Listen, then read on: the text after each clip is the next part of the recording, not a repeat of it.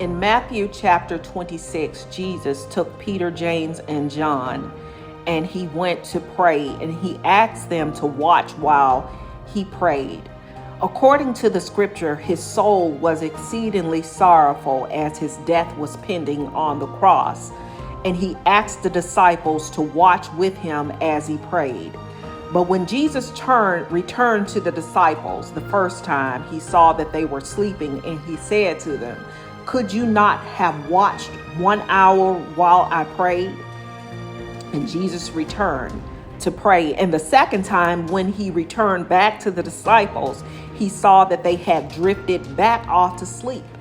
And he said to the disciples that it's important that you watch while I pray, that you'll be led not into temptation, not because he needed their strength while he was praying to endure the cross, but maybe if they would have stayed awake, Peter would not have denied Jesus. Maybe if they would have stayed awake and prayed, Mary would have knew who Jesus was when they found the tomb empty.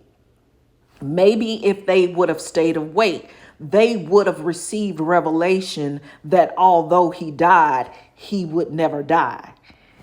So he was telling them to stay awake for their own benefit, but he also found that their hearts were willing, although their flesh was weak. See, the stay awake wasn't a determining factor whether they would continue the journey with them. They had already been chosen. So, of course, the journey would continue, but it was so that as they were on the journey, they would not be led into temptation. They would understand how to pray because they were watching.